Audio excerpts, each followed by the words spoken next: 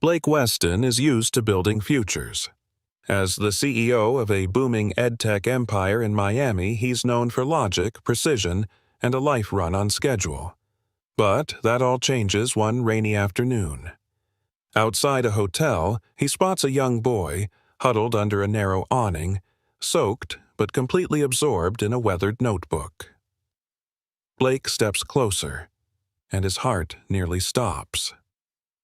The boy is reading his childhood diary, the same journal Blake lost decades ago when he was just another orphan trying to survive the silence. How did this boy find it? Who is he really? And why does it feel like fate is pulling them together?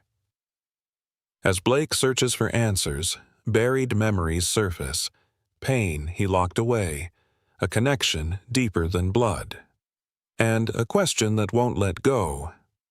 What if this boy isn't just holding my past, but is part of my future? Stay with us as the truth unfolds, and if you believe some families are written long before we meet them, hit subscribe. You won't want to miss what comes next.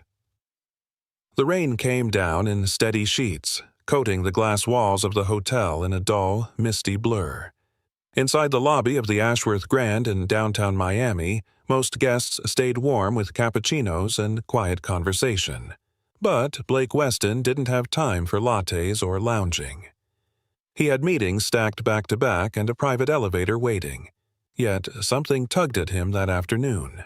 Something quiet, unnamed. Instead of heading upstairs, Blake turned toward the side exit, the one the bellboys rarely used. He stepped into the rain with just a black umbrella and a mind full of deadlines. That's when he saw the boy. Small, still, sitting under the thin edge of the hotel's stone awning, knees pulled close to his chest.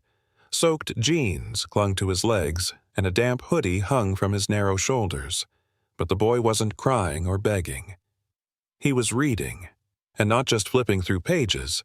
He was immersed, as if the words on that weather-stained paper were the only thing holding him upright. Blake paused. The boy's fingers clutched a frayed, leather-bound notebook. It looked old, very old. The edges were curled, the spine cracked in 3 places, and yet the boy turned each page gently, like it meant something sacred. Blake stepped closer, slowly. "Hey," he said quietly, "you okay out here?" The boy looked up, startled. His eyes were wide and brown with something behind them. Curiosity, maybe. Or caution. He didn't speak, but he didn't run either. Blake crouched a little, keeping a respectful distance. "Sorry," he said. "Didn't mean to scare you. I noticed that book you're reading." The boy's gaze dropped to the journal. He hesitated. Then, carefully, he turned it around. Blake's breath caught in his throat. He knew that handwriting, not vaguely, not in passing. He knew it. Every curl of the G, every jagged edge of the K. It was his. Not recent, not refined, but his, from another life, from a time when words were his only comfort. That was his childhood journal, the one he lost when he was 9 years old. The one that vanished during the relocation from St. Clair's orphanage to the state facility. He had cried for days. Not because he missed the food or the dorm room, but because that journal held the only pieces of himself he dared to put into the world. Blake blinked hard. "Where did you get that?" he asked, his voice softer now. "That book. It used to be mine." The boy studied him for a moment. Then he whispered, "I found it, in my mom's box, with her stuff, after she passed." Blake's heart twisted. The boy's voice was young, maybe 10 or 11, but his tone carried something old, something that didn't belong to a child. "What's your name?" Blake asked. "Caleb. And your mom, where was she when she found it?" The boy looked away. "She used to work at a place. A home, I think. She said she cleaned there, took care of some kids, before she had us." "Us?" My sister and me, Caleb murmured. We live with my sister now. The journal suddenly felt heavier in Blake's mind. This wasn't coincidence. It couldn't be. He cleared his throat, trying to keep his voice steady. Caleb, can I see that book for a second? The boy handed it over, carefully, like he was letting go of something precious. Blake flipped through the pages, his shaky handwriting, pages about missing his parents, about the night he ran into the woods to scream, about the woman who once brought him orange slices and told him he mattered. And then, something new. At the back of the book were added lines, in different handwriting, softer, feminine, notes beside his old ones, encouragements, reassurances. You were brave, one line read. You still are. Blake's throat tightened. Your mom wrote these? He asked gently. Caleb nodded. She said the boy in the book reminded her of someone she once knew, a quiet kid who never gave up. Blake looked at the boy, rain still dripping from the edges of his hoodie. He didn't know what this meant yet, but he knew one thing for certain. Fate had just opened a door he thought was forever closed, and Caleb might be standing right in the middle of it. Blake Weston sat beside the boy under the narrow awning, the storm still whispering down around them. The journal rested between them like a fragile bridge to the past. He held it gently, flipping each page like it might dissolve in his hands. The ink was faded in spots, water damaged at the corners. But his words were still there, raw, angry, lonely, the voice of a boy who once had nothing but silence and scraps of hope. Caleb shivered lightly, arms wrapped around his thin body. You cold? Blake asked, glancing at the boy's soaked sleeves. Caleb shrugged. Kinda, but I'm used to it. Blake hesitated. Where's your sister now? At the train station. She's trying to talk to the landlord one more time. He locked us out this morning. The answer hit Blake like a punch to the chest. He looked up, scanning the hotel entrance behind them. Hundreds of dry, warm people bustling inside, and this kid was out here sheltering under stone, reading the ghost of someone else's pain just to forget his own. She's your older sister? Blake asked quietly. Yeah, her name's Emma. She's 16. She's been taking care of me since Mom died. Blake exhaled slowly. The rain kept falling. And your mom... She worked at a children's home, you said? Caleb nodded. That's what she told us. She said she used to help clean the halls and bring kids food, but then one day she got fired. She never said why. Blake's stomach turned. A memory surfaced, faint, distant. A woman with soft eyes and a kind smile. She used to sneak him crayons, smuggled slices of apple. A soft voice when the staff yelled too loud. I think I knew her, Blake murmured, the words barely escaping his lips. Caleb looked up, surprised. You did? I think so, Blake said again, slower this time. I didn't know her name, but I remember someone like that. She was the only person who ever said I didn't deserve to be forgotten. A silence settled between them. Then, slowly, Caleb reached into his backpack and pulled out a small photo, faded and wrinkled from years of handling. In it, a woman stood with a toddler on each side, smiling with the tired joy only a mother can wear.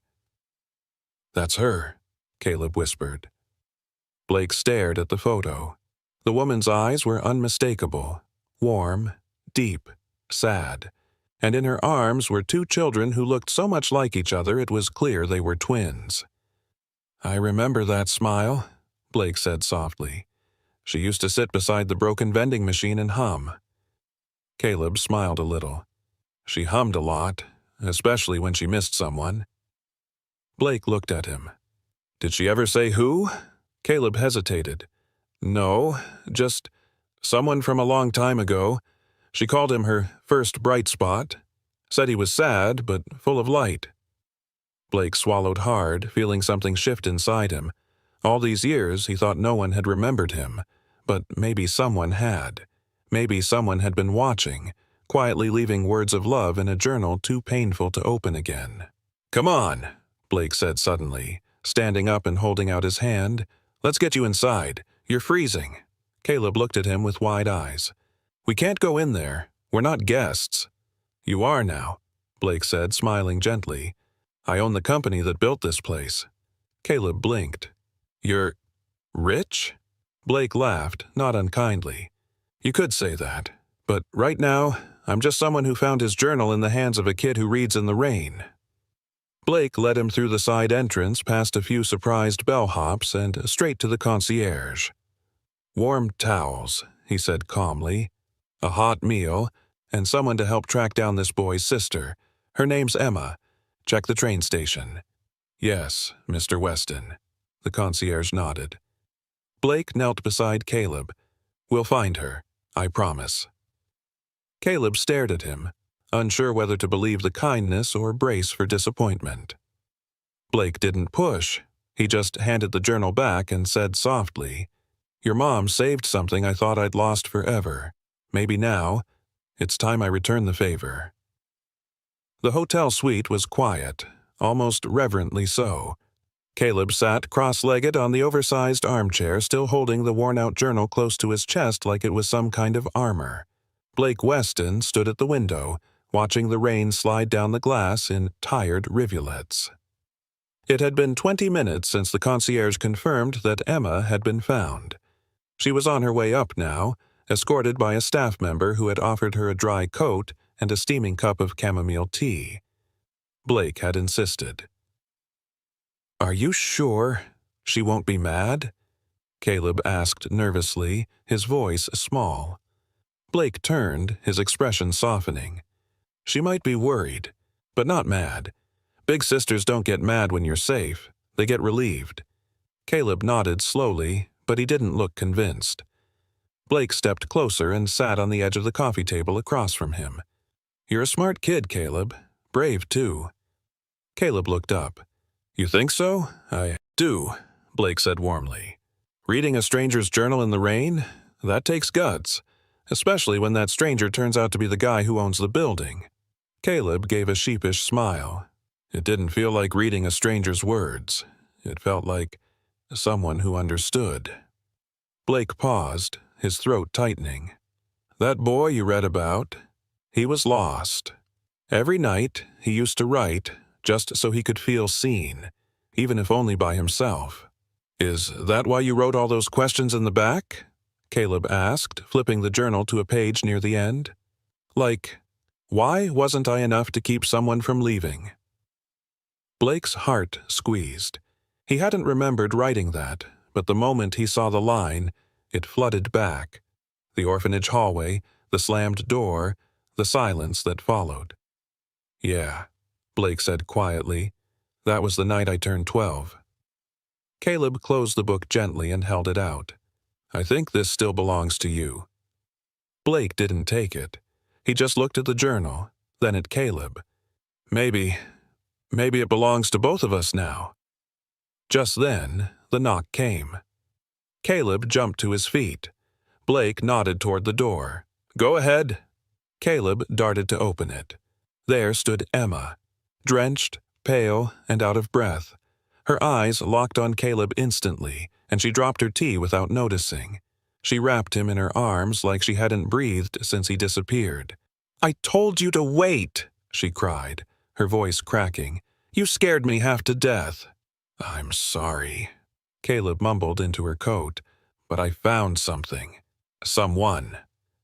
Emma's eyes flicked up confused. Blake approached slowly, his presence both commanding and gentle. "I'm Blake Weston," he said softly. "Your brother gave me back something I thought I'd lost forever." Emma held Caleb a second longer before straightening, trying to regain composure. "You're the guy from the journal?" Blake smiled faintly. "And you're the sister who keeps this little explorer alive." She hesitated. "We didn't mean any harm. He just saw something. We didn't know whose it was." "It's okay," Blake said sincerely. "No harm done. In fact, quite the opposite." She glanced at the hotel room, then at her brother. "We can go. You've done enough." Blake shook his head gently. "I'm not asking you to leave. I want to help. Not out of pity, but because your mom, I think she once helped me, more than she ever knew." Emma's expression shifted. "You knew our mom?" "I think she worked at the home I grew up in. She was the only one who ever called me by my name." Emma's eyes began to glisten. She turned away quickly. "She never talked about it much, just said she left that job with a broken heart." Blake felt something stir inside him. Guilt, maybe. Or regret. She didn't just work there. She saved kids, even if she didn't stay long. The room fell quiet. Then Caleb spoke, gently. "Can we stay tonight? Just until we figure out where to go?" Blake crouched beside him, looking between the two siblings. "You can stay as long as you need. And tomorrow, maybe we can talk about what comes next." Emma met his eyes, cautious, uncertain, but then nodded. Caleb whispered, "Is this what it feels like to be found?" Blake smiled slowly, then answered with just a whisper of his own. "Yeah, Caleb, I think it is." The morning sun filtered softly through the wide windows of the hotel suite, casting a golden warmth over the room. Blake sat at the dining table, sipping coffee and reviewing his calendar, but his eyes weren't focused on the screen. They drifted toward the sofa, where Caleb had fallen asleep with the journal still tucked under one arm. Emma sat nearby in an oversized sweater, quietly watching her brother breathe. Her hair was damp from a shower, and her fingers curled around a mug of tea like it was anchoring her to something steady. "He really doesn't let go of that journal, huh?" she said, her voice husky from exhaustion. Blake looked over and nodded gently. "Neither did I, when I was his age." Emma hesitated. "You were in a group home too?" Blake's gaze softened. "Yeah. A long time ago. That journal was the only thing that made me feel like I still had a voice, like I mattered." Emma looked down. "My mom, she used to talk about a boy like that. Said he'd write at night when he thought no one was watching, that he always sat under the window where the streetlight came in." Blake's breath caught. "That was my spot."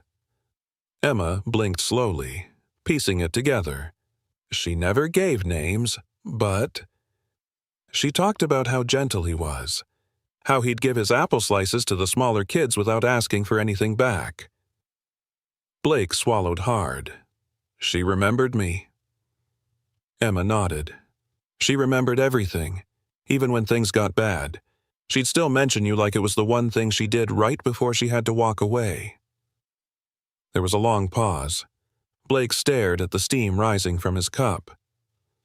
"She saved me," he said finally, "in ways I didn't understand until much later." They both turned as Caleb stirred and sat up, rubbing his eyes. "Is there breakfast?" he asked sleepily. Blake smiled. "Room service has pancakes the size of your face. You in?" Caleb's eyes lit up. "Definitely." They ordered a spread, and for the first time in a long time, the suite filled with soft laughter and the clinking of forks on china. Caleb showed Blake how he'd added little drawings in the margins of the journal, some of Blake's words, now paired with sketches of rockets, trees, and two stick figures holding hands. Blake studied them closely. "These yours?" Caleb nodded proudly. "Some are mine, but some were already there. They weren't in pencil. They were in Mom's old pen." Emma leaned forward. "What do you mean?" Caleb flipped through the back of the journal, landing on a page where neat cursive had been scribbled between lines of old poetry. It read, "You were always more than they saw. I hope you know that now." Blake's breath caught. "That's her handwriting," Emma whispered. "She must have found the journal later, maybe even kept it for a while." Blake reached out, slowly touching the page. "She left me a message, without knowing I'd ever read it." Emma looked at him. "Or maybe she hoped one day you would." Later that day, the three of them took a cab to the last known address Emma had for their childhood neighborhood. It was a small brick building, partially converted into a community center now, with faded murals and cracked sidewalks. The director, an older woman with kind eyes, met them at the door. "Blake Weston?" she said, stunned. "You used to sit right there under the window. You've grown into quite the legacy." Blake smiled faintly. "I'm just trying to make sense of what I left behind." The woman led them inside and up a narrow stairwell to a small office. She pulled out an old folder from a drawer labeled Weston B. "I kept this," she said softly, "in case you ever came back." Inside were photocopies of old intake forms, faded photos of a skinny boy with big eyes, and a staff note that read, "Quiet, bright, tends to comfort others before himself." Blake read it silently. Then he looked at Caleb and Emma and said with a cracked voice, "I didn't know anyone noticed." "We all did," the woman replied. "But your mother figure, Eleanor, she was the one who truly saw you." Emma's eyes widened. "Eleanor? That was my mom's full name." The woman nodded. "She was hired as a caretaker, left suddenly after a confrontation with a supervisor. Said she couldn't work in a place that punished kids for dreaming." Blake stared at the note again. He remembered that night, the shouting in the hallway, the way the hallway light had blinked off and never come back on. "She left because of me," he whispered. "No," the woman said firmly. "She left because of them. You were the reason she stayed as long as she did." Back at the hotel that night, Blake sat with the journal open beside him. Emma and Caleb were asleep again, curled on the sofa in matching robes. He looked out at the window at the city below, so full of noise and light, and closed the journal with a reverent finality. For the first time in years, he didn't feel alone. Blake paced the floor of his suite later that evening, the city lights flickering through the tall windows behind him. The journal rested on the coffee table, open to a page he hadn't seen in years. His handwriting, sharp, rushed, full of young fear, ran across the page. But beneath it, in neat, steady script, were newer words. Words that didn't belong to him. He sat down slowly. His fingers trembled as he traced the lines. "You were never just a boy in the corner. You were my reason for staying." The words had been written in the margins of one of his darkest entries, the night Eleanor had left. He hadn't understood it then. He thought she gave up. But now, it was clear. She had been pushed out, forced to leave by people who didn't see the worth in what she was protecting. And somehow, through all those years, his journal, his memories, had found its way into her home, into the hands of her children. Blake glanced at the bedroom door where Emma and Caleb were asleep. He could still hear their soft breathing, the sound of trust slowly blooming in a space that had once been filled with silence. He turned back to the journal. A page fluttered loose and landed on the carpet. It was different from the rest, thicker, yellowed, folded neatly. He unfolded it carefully and saw his name written at the top in the same graceful hand. "To Blake, if this ever finds you." His throat tightened. He read on. "I never meant to disappear without a goodbye. I fought to stay, but they made it impossible. You were more than a child to me.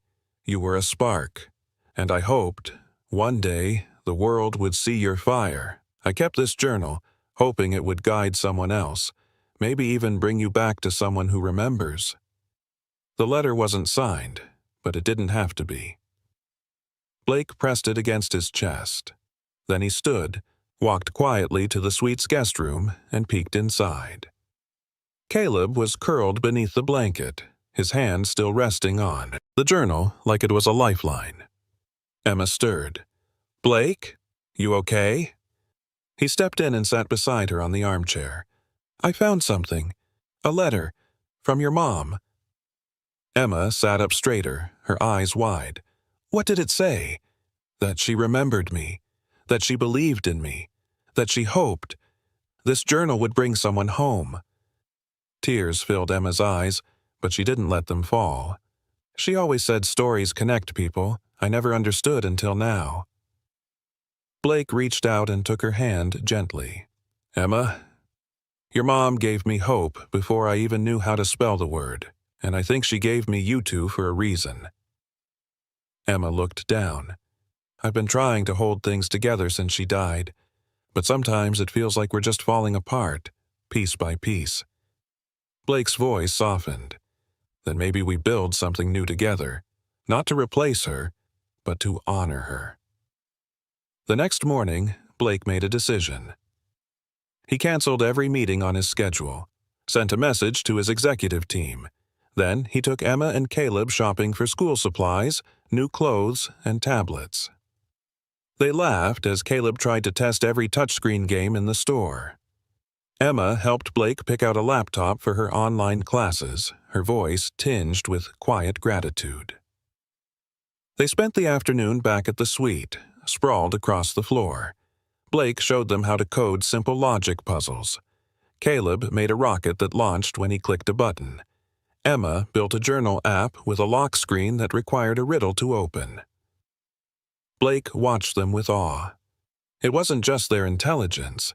It was the light behind their eyes, the kind of curiosity that couldn't be taught in classrooms. That night, as they ate takeout on the balcony, Caleb looked up suddenly and asked, Blake, are you going to leave us too? The question hit him like a punch to the ribs. No, Blake said softly, placing his hand on the boy's shoulder. I don't plan to leave again. Emma said nothing, but her gaze lingered on him for a long, silent moment, like she was testing the weight of those words, seeing if they would hold. Blake met her eyes and nodded gently. I mean it. That night, when the city had quieted and the sky turned velvet blue, Blake sat at his desk and opened a blank page on his laptop. For the first time in over a decade, he began to write, not as a CEO, but as that same boy who once sat under the orphanage window, scribbling dreams into the dark. And this time, he wasn't writing alone. The next morning, Blake found himself standing outside an old stucco building, its faded sign barely legible through the rust and chipped paint. West Haven Children's Home, it read. The place looked smaller than he remembered, quieter, as if the years had worn down its edges, just like the memories in his mind. He took a breath, stepped through the gate, and was immediately hit by a smell he hadn't expected. Old wood, lemon polish, and something that reminded him of oatmeal mornings and laundry detergent. A woman with silver-streaked hair and reading glasses perched on her nose greeted him from behind the front desk. Can I help you? Blake hesitated. I'm looking for someone. Eleanor Jennings. She used to work here, maybe 20 years ago. The woman blinked, then slowly nodded. You're Blake Weston, aren't you? Blake looked up, surprised. You know me. I was here when you were a boy. You had a habit of sneaking extra toast from the kitchen. You wrote in a notebook that you guarded like treasure. He chuckled softly. That sounds about right. She stepped around the desk. My name's Linda. I took over after Eleanor left. She was special to you, wasn't she? Blake's throat tightened. She was the only one who made me feel like I mattered. Linda's face softened. Eleanor was like that with everyone, but with you, it was different. She treated you like her own. Blake nodded slowly. Then why did she leave? Linda paused, her voice quieter. There was a dispute. A new administrator didn't like the closeness she had with some of the children, said it blurred boundaries. One day, she just packed up and left, no warning. Blake clenched his fists, his heart aching at the thought. She didn't want to leave. She was forced.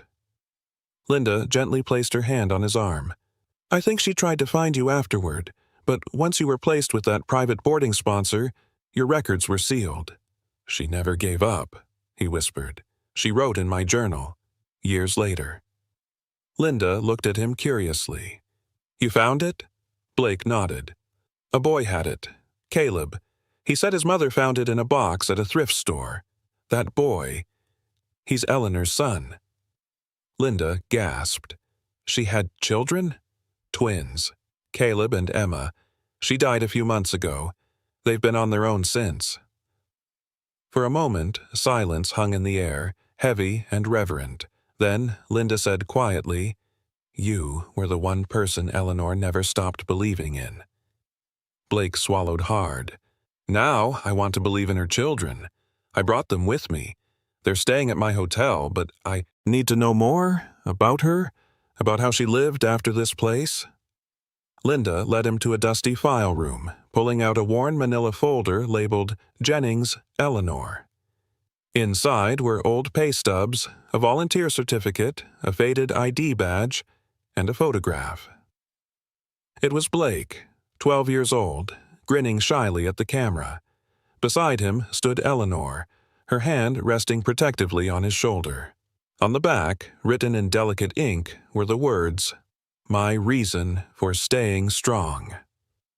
Blake closed his eyes. "She never stopped loving me." Linda gently handed him the photo. "She'd be proud of what you've become." On the ride back to the hotel, Blake stared at the photo in his hand. Caleb's eyes were just like hers. Emma's smile had that same quiet warmth. They weren't just a connection to his past. They were a continuation of something sacred. When he arrived, he found Caleb sitting on the floor, tinkering with a small robot made of cardboard, wires, and scraps from a tablet box. Emma was curled up nearby, sketching UI designs in a notebook. Blake smiled. "I have something to show you." He sat between them and laid out the photograph. "That's you," Caleb said softly. "And that's your mom," Blake replied, his voice thick with emotion. "She saved me once, and now, I think she's brought me back to save you." Emma looked at him, her eyes bright. She always said stories had a way of finding their endings. Blake nodded. "Then let's make sure this one ends right."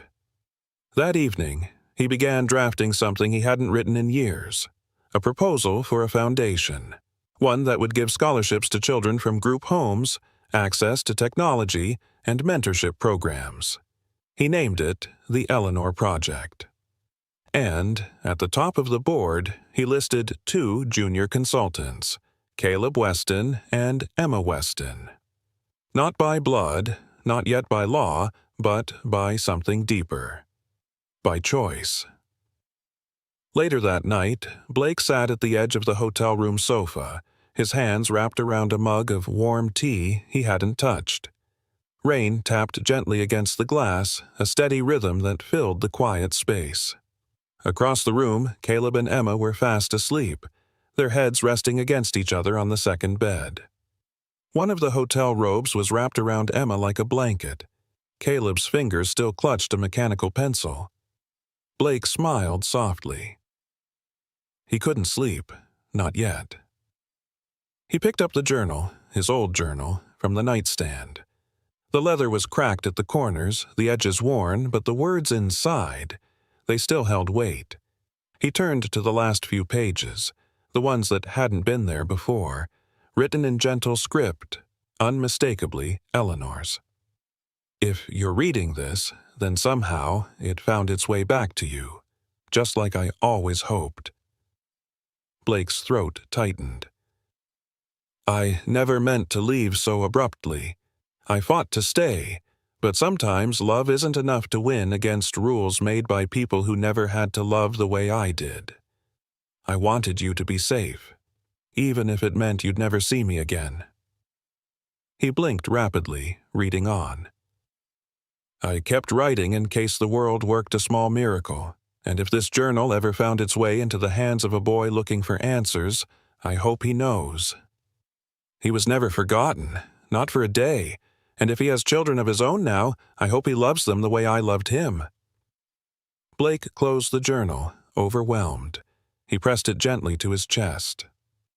The next morning, He woke up to Caleb standing beside him, holding 2 steaming cups of coffee, one black, one with cream. "I didn't know how you'd take it," Caleb said quietly, glancing down. Blake took the cup with cream. "Thank you." They sat in silence for a moment before Caleb spoke again. "Emma and I used to wonder if Mom had family. She'd always say, 'Not all family looks the same. Sometimes they find you in unexpected places.'" Blake turned to him. "She was right. I think she was preparing you. Preparing me, too." Caleb looked away, his voice cracking. "People say they'll help, but they always disappear. We've been through so many homes, Mr. Weston." "Call me Blake," he said gently, "and I'm not going anywhere." A knock came at the door. It was the hotel concierge. "Mr. Weston, a social worker's here to see you.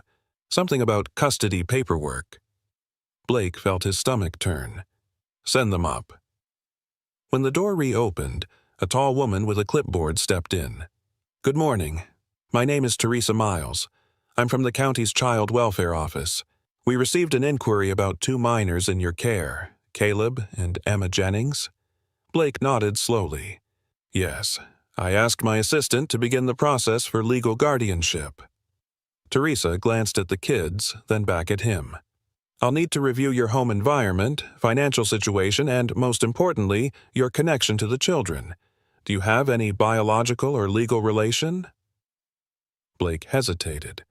"No, but their mother, Eleanor Jennings, she raised me at West Haven. She was the closest thing I ever had to a parent." "I understand," Teresa said kindly, "but emotional ties don't always satisfy legal requirements. Unless we can prove blood relation or documented intent, the guardianship may not be approved." Caleb stood up. "We don't want to go with anyone else." Emma's eyes filled with tears. "Please don't separate us again." Blake stepped between them. "You won't be. I promise." Teresa sighed softly. "I'll do everything I can to advocate for you, Mr. Weston. But without a legal thread tying you together, the process gets difficult." After she left, Blake sat down heavily. "Don't lose hope," Emma whispered. "Mom wouldn't have brought us to you if she didn't believe." Blake looked at her, then at Caleb, then at the journal. Maybe there was a thread, something deeper than legal forms. He opened the journal again, flipping to the back cover. There, in faint pencil beneath the binding, was a scribbled note. "If anything happens to me, look for Blake Weston. He is family." Blake exhaled slowly. It wasn't a will, but maybe it was enough to prove intent. And if not, then he'd fight for them, the way Eleanor once fought for him. The morning after Teresa's visit, Blake sat in his office on the penthouse floor of Weston Learning HQ, the journal open in front of him, the city skyline glowing behind him. But he wasn't focused on the buildings or the rising stock numbers scrolling across the screens. His mind was with 2 kids curled up in a hotel room, and with a woman who once saved him just by believing he mattered. He flipped to the back cover again. The faint pencil note stared back at him. "If anything happens to me, look for Blake Weston. He is family." Was it enough? He didn't know, but he had to believe it was a start. His assistant, Danny, stepped in quietly. "Blake, I contacted the county. That note, it's not a legal will, but it might show intent. The social worker said if we could confirm Eleanor's handwriting, it might help." Blake nodded slowly. "Let's find someone who knew her well enough to confirm it." Danny hesitated. "There's one more thing.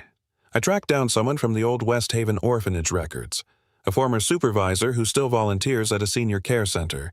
Her name's Lorraine Green." Blake stood up immediately. "Schedule a meeting." That afternoon, Blake drove across town to the senior care home. The past clung to the place like a faded photograph. Peeling paint, rusted swings, a forgotten mailbox. But when he stepped inside, he was greeted by warmth, not in the furniture or the walls, but in the eyes of the woman who stepped forward. "Lorraine?" he asked softly. She squinted at him, then gasped. "Blake Weston! My goodness, you've got your father's jaw and your mother's eyes." Blake blinked. You remember me?" She chuckled. "Of course I do. You used to sneak out after curfew to write by the window. Said the stars helped your words make more sense." He laughed, the memory catching him off guard. She reached for his hand. "I never forgot the quiet boy who kept too much pain in his chest." Blake gently placed the journal in her hands. "Do you recognize this?" She opened it, her breath caught. "Oh, Blake. I remember this. You cried when it got lost during the big move." He flipped to the last page. "Do you recognize the handwriting?" Her eyes scanned it carefully. Then, with tears building, she nodded. "That's Eleanor's script. She used to write in the margins of books, always in that soft slant." Blake let out a breath. "I'm trying to get custody of her kids. They're all alone, and I want to be their home." She closed the journal gently. "Then you fight, just like she did for you." When Blake returned to the hotel that night, Caleb was sitting at the table, laptop open, headphones in. Emma was sketching something on hotel stationery, tiny code symbols woven into a drawing of 3 people under an umbrella. Blake knelt beside her. "What are you working on?" She smiled. "A logo for Caleb's new app." Blake glanced at the screen. "You're building something?" Caleb nodded shyly. "A learning game, like the ones your company makes, but for kids who don't always have someone to help them read." Blake's heart swelled. "That's incredible." Caleb closed the laptop. "I don't want to be a problem for you, Blake. I just want to do something that matters." "You already are," Blake said quietly, "more than you know." The next day, Blake met again with Teresa. Lorraine's affidavit, the original journal, and notarized statements now sat neatly in a folder on the table. Teresa studied them in silence, then looked up. This changes things. Combined with your stable environment, emotional bond, and verified past relationship with their guardian, I believe we can move forward with a kinship guardianship request. Blake gripped the arms of his chair. "What happens now?" "There will still be hearings, but the court will see this as more than a gesture. It's a commitment. And honestly, Mr. Weston, these children seem to have already chosen you." When Blake returned to the hotel that evening, he found Caleb standing by the window. "The rain's coming back," Caleb said softly. "It always does." Blake walked over and stood beside him. "Yeah," he replied, "but this time, we're not standing in it alone." Caleb turned to him, his voice barely above a whisper. "You think she knew?" Blake looked out into the sky. "I think she hoped, and somehow, hope brought us here." Behind them, Emma's voice rang out, clear and certain. "Dinner's ready! I tried to make the soup you like, Blake." Blake turned, smiled, and walked into the warm light. And for the first time in years, it felt like home. The day after the guardianship papers were officially filed, Blake found himself sitting in a quiet corner of the hotel lounge, a cup of untouched coffee cooling in his hands. Outside, the sky was heavy with clouds again, the kind that whispered of rain, of memory, of change. He'd been through acquisitions worth billions, lawsuits, boardroom battles. He'd faced down CEOs with egos larger than buildings, but nothing, absolutely nothing, had prepared him for this. Not the weight of 2 small backpacks by the door. Not the laughter echoing from the bathroom where Caleb and Emma were arguing over who got the last towel. Not the way a child's voice, Caleb's voice, had said, "You came back for us." Blake blinked slowly, the warmth of that moment still sitting in his chest. Just then, Danny appeared. "Blake, sorry to interrupt. There's someone downstairs. Says her name is Monica Greer. Claims to be the kid's aunt. Blake stood up so fast the coffee spilled. Down in the lobby, a woman in her late 30s sat on the edge of a leather chair, clutching a cracked phone and a thin file folder. Her nails were chipped. Her eyes carried both exhaustion and sharpness, like someone used to defending herself before anyone asked questions. She looked up the moment Blake stepped in. "You him?" she asked flatly. "The guy trying to take Caleb and Emma?" Blake didn't answer right away. He studied her. There was something in her cheekbones, in the curve of her brow, a distant resemblance to Eleanor. "I'm Blake Weston," he said calmly, "and I'm not trying to take them. I'm trying to keep them safe." Monica gave a bitter laugh. "Safe? You think a hotel suite and some fancy tech toys make up for losing your mom?" Blake took a deep breath. "No, but I'm doing everything I can to honor her." She folded her arms. "She was my sister. I'm their blood." "And where were you when they were almost evicted?" Blake asked gently. "When Caleb was reading alone in the rain?" Monica's expression cracked for a split second. Then she looked away. "I tried. I really did. But I was dealing with stuff. Rehab. Debt collectors. I thought Eleanor would always be there." Silence sat heavy between them. Monica looked back at him, softer this time. "You knew her, didn't you? My sister?" Blake nodded. "She raised me. Not officially, not on any form, but in every way that mattered." Monica looked down at the file in her hands. "These are my clean records. I've been sober for 16 months. I've got a job at a nursing home now. It's not much, but I want to be there for them. I just don't know how." Blake sat across from her. "Then let's figure it out. Together." She blinked, surprised. He leaned in. "They need stability, but they also need connection. If you're serious, if you're willing to be a presence in their lives, I won't stand in your way. I'll make space." Monica's throat tightened. "Why would you do that?" Blake smiled faintly. "Because Eleanor did it for me." That evening, Caleb and Emma met Monica in the hotel lounge. Caleb was cautious. Emma hid behind Blake's arm. But Monica knelt and opened a small, worn jewelry box. Inside was a bracelet. Silver, a little tarnished, but intact. Emma's eyes widened. "Mom's charm bracelet." Monica smiled gently. "She gave it to me when she found out she was sick. Said to give it to you, if she couldn't." Caleb stepped forward slowly. "Do you remember her voice?" Monica nodded, eyes glistening. "She used to sing this lullaby to us. River Moonlight. You remember that?" Emma gasped. "She sang that to me when I had a fever, and just like that, the wall began to melt." They talked until the city lights blinked on outside. Monica didn't force anything. She just listened, answered softly, let them lead. Later, when the kids had gone to bed, Blake walked Monica to the elevator. "I don't know how to be an aunt," she whispered. "Not really."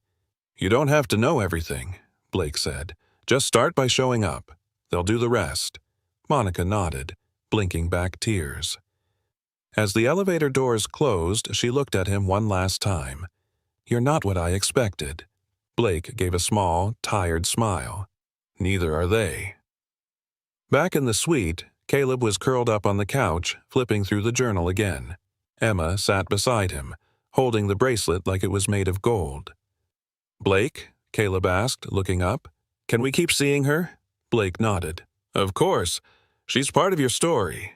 Caleb smiled. "So are you." Blake walked over, knelt beside him, and gently closed the journal. "We're not done writing it yet," he said quietly. "This is just the middle." Outside, the rain began to fall, but inside, the world felt a little warmer. The next morning, the city woke slowly under a gray sky, as if it too was learning to begin again. Blake stood by the window of the suite, watching the drizzle streak down the glass. Behind him, the sound of soft footsteps grew louder. Caleb, still in pajamas, rubbing sleep from his eyes. "Do you always wake up this early?" Caleb asked, stifling a yawn. Blake chuckled gently. "Only when something's on my mind."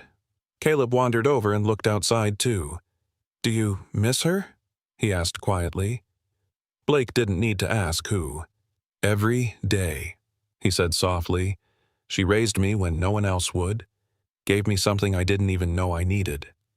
Caleb's voice dropped. "Like family?" Blake nodded slowly. "Exactly like that." The boy hesitated.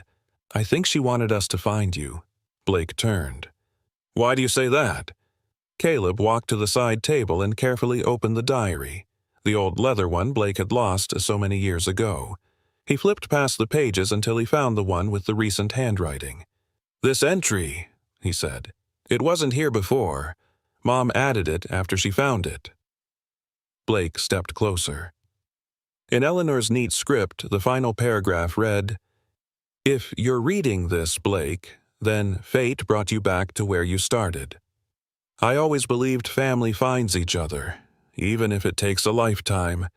Don't be afraid to open your heart again. They need you, and you need them." Blake closed his eyes for a moment, his hand resting on the worn cover. He felt the weight of that truth settle in his chest. Later that day, Danny arrived with a stack of legal documents and a furrowed brow. "Blake, we have a problem." He motioned for her to come in. She laid the folder on the table. "The state's Child Welfare Office is reviewing your guardianship petition, but because there's no direct blood relation, and because of your travel schedule and company obligations." Blake's jaw tensed. "They want to deny it." "They haven't said that," Danny said quickly, "but they're looking for reasons." Emma, who had been coloring quietly in the corner, looked up with wide eyes. Caleb stood frozen by the doorway. Blake crouched beside them, speaking gently. "Hey, nothing's decided yet. We're a team now, remember?" Caleb looked down, voice shaky. "But if they take us, where do we go?" Blake looked at Danny. "What are our options?" "There's one way," she said hesitantly. "If we can establish kinship through Eleanor, or prove she named you guardian in a will or letter, something that shows clear intent, you'll have a stronger case." Caleb perked up. "Wait, I think she left something." Blake and Danny exchanged glances. Caleb ran to the little suitcase they'd carried from their old apartment. He unzipped the bottom pocket and pulled out a sealed envelope. "She told me never to open it. Said it was for the man who kept the rain away." Blake took the envelope with trembling hands. His name was written across the front. Not just Blake.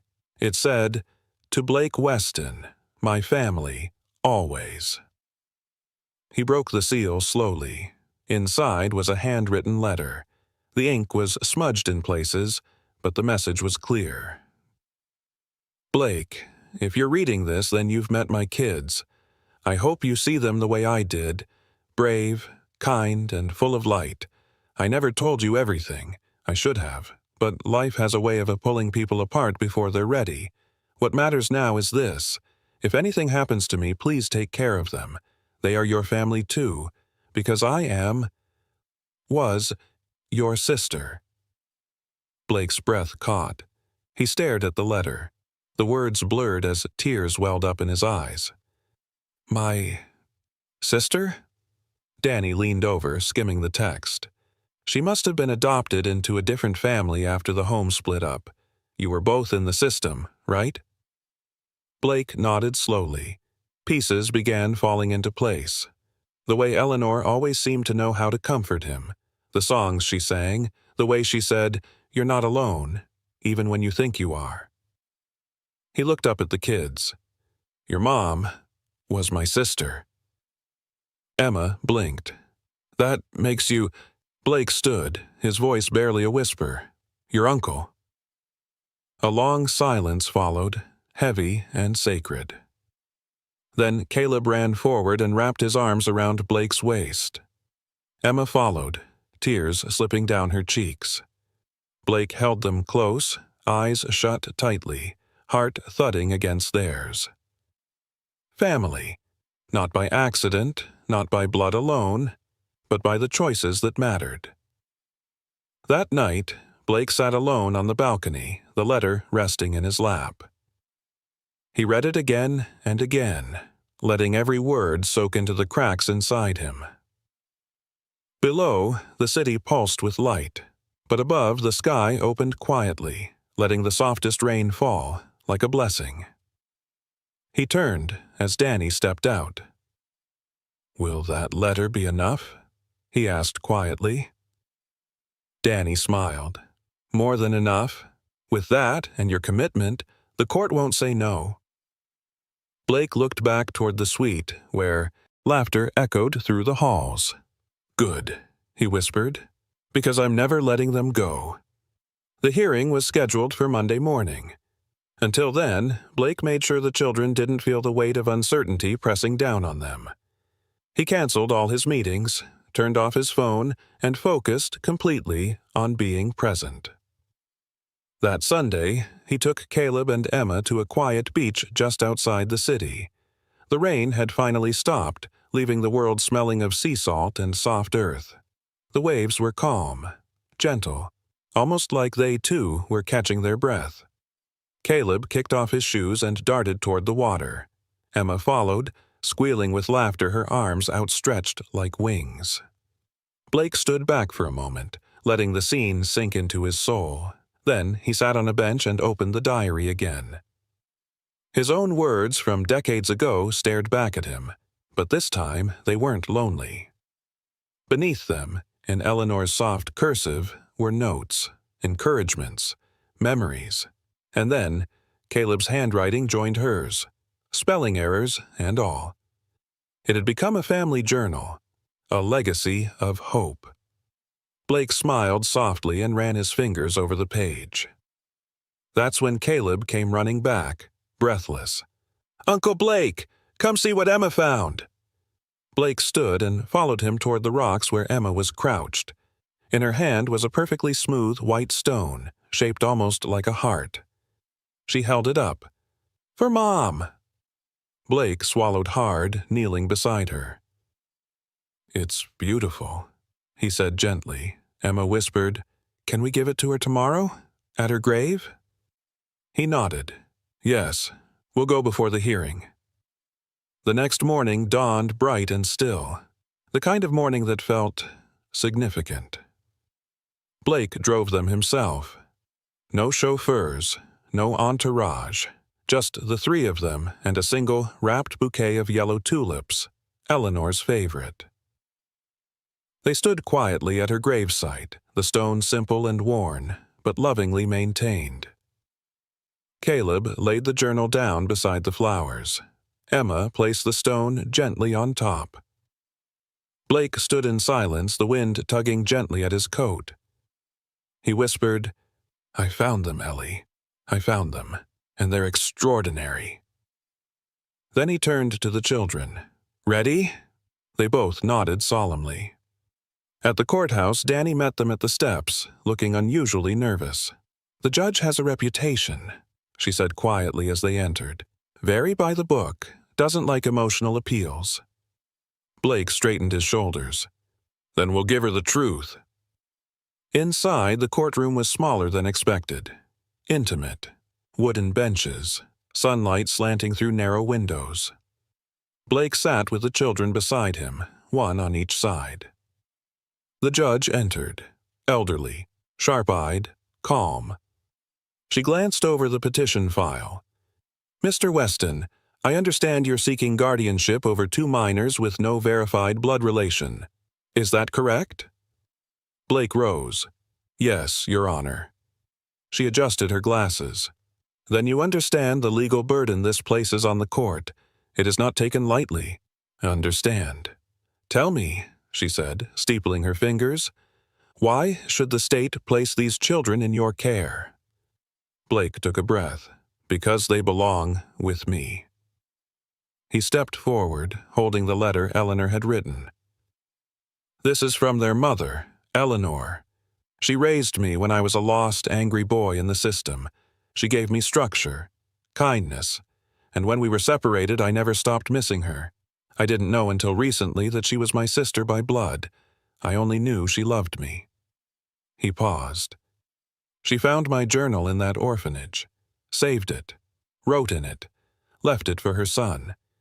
It led them to me, not by accident, by intention." He opened the letter, read aloud the words Eleanor had written, then he added, voice trembling, "They aren't just family by law. They're family by love, by choice, and I will give them everything I never had." The judge listened silently. Then she looked at Caleb and Emma. "Do you feel safe with Mr. Weston?" she asked gently. Caleb sat up straighter. "Yes, ma'am. He reads with us every night." Emma added, "And he lets us talk about Mom. He doesn't try to replace her. He just stays." The judge's expression softened, just slightly. She looked back at Blake. "One final question. Are you prepared to give up your CEO title if the court deems your travel or obligations excessive for guardianship?" Blake didn't hesitate. "I already have," he said quietly. "I stepped down yesterday." A murmur rippled through the room. Blake continued, "I founded that company to change how kids learn, but none of that means anything if I can't be there for these two. They're my future now." The judge was silent for a long moment, then she nodded. "Guardianship approved." Emma gasped. Caleb clapped his hands together, grinning through tears. Blake closed his eyes, overwhelmed. It was done. That evening, back at the hotel, Caleb handed Blake a small, wrapped box. "What's this?" Blake asked. Caleb shrugged. "We made something for you." Blake opened it carefully. Inside was a tiny, hand-painted wooden plaque. Carved into it were the words, "Family isn't found, it's built." Blake's voice caught. "Did you come up with this?" Emma giggled.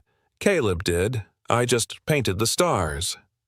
Blake smiled through tears, then pulled them both into a long, quiet hug. Outside, the rain returned, but inside their suite, it was warm. It was safe. And for the first time in a long, long while, it was home. It was 6 months later, and the auditorium was packed. Not for a tech expo, not for a shareholders' briefing, but for something Blake Weston never thought he'd stand on stage to witness, let alone introduce. Behind him stood a large screen that simply read, "The Memory Code." In the front row sat Caleb and Emma, both dressed in neat clothes that didn't try too hard, just enough to show this day mattered. Blake stepped up to the podium, smiling humbly. "I used to believe success came from strategy," he began, voice calm but full of feeling. "From being the smartest person in the room, or building the next best thing." He paused, glancing toward the children. "But I've learned that real success comes from connection, from stories, and, sometimes, from the pages of a diary you thought you lost forever." Soft laughter rippled through the crowd. He continued, "Today, I'm proud to share with you a project born not in a lab, but in a rainstorm, discovered under an awning in the hands of a boy who read like the world was ending." Blake looked down for a moment, steadied himself, then smiled again. Caleb Weston, age 10, with help from his sister Emma and a few very patient coders, has created an educational app, not just to teach reading or writing, but to help children record their emotions, their memories, their struggles, to write their own stories, and realize they matter. He stepped back as the lights dimmed and the screen came alive. A soft, childlike narrator explained how the memory code worked, offering kids a safe, colorful space to log feelings and milestones, with prompts inspired by real pages from Blake's old journal. Then, the tagline appeared in bright yellow letters, "Inspired by a father I found in the rain." The audience was silent at first. Then came a standing ovation. Later that night, the three of them sat on the hotel balcony overlooking the Miami skyline. Emma dangled her legs over the edge of the cushioned bench, munching quietly on caramel popcorn. Caleb was glued to a tablet, watching a news segment about the launch replay. Blake sat between them, his arms resting comfortably on the back of the bench. "I still can't believe you remembered how to code that save function," he said, nudging Caleb gently. Caleb grinned. "You said it once, in that story about your first app. I never forgot." Emma added, "And I reminded him what the colors meant. Sad was blue, happy was yellow." Blake chuckled. "Well, I think you just rewired the entire world." Then he grew quiet, thoughtful. "I never said thank you," he whispered. Caleb turned. "For what?" "For being the reason I came outside that day. For holding my journal like it meant something. For seeing me, when I didn't even see myself anymore." Caleb's face softened. He leaned into Blake's side. "I think Mom planned it. All of it," he said quietly. "The journal, the roof, even the rain." Emma leaned her head on Blake's other shoulder. "Do you miss her?" "Every day," Blake said softly. "But now, when I do, I write to her, like she wrote to me." They sat in silence for a while, just watching the lights flicker across the city. Eventually, Emma sat up and asked, "Can we go to the beach tomorrow?" "Of course," Blake said, smiling. "We'll bring the Heartstone again." Caleb added, "And the journal." Blake nodded. Always the journal. The next morning, they went early. The tide was low, the sky was wide and open, and the sand was still cool beneath their feet. Emma ran ahead with her sandals in hand. Caleb walked slowly, searching for seashells. Blake trailed behind, carrying a small leather-bound notebook under his arm. They stopped at a spot near the dunes. Emma began building a small sculpture from driftwood and smooth pebbles. Caleb crouched and wrote a few lines in the new journal. Then, gently, he handed the pen to Blake. "What should I write?" Blake asked, voice warm. Caleb smiled. "Whatever you'd want someone to read, if they found it years from now." Blake thought for a moment. Then he opened the cover and began. "To the child who finds this, you are seen, you are worthy, and your story matters more than you know." He paused, then looked out toward the horizon and wrote the final line. "Love, someone who found family in the most unexpected storm." He closed the book slowly, then reached out, wrapping an arm around each child. There were no more questions, only the soft hush of the waves, and the kind of peace that lingers when hearts find their home.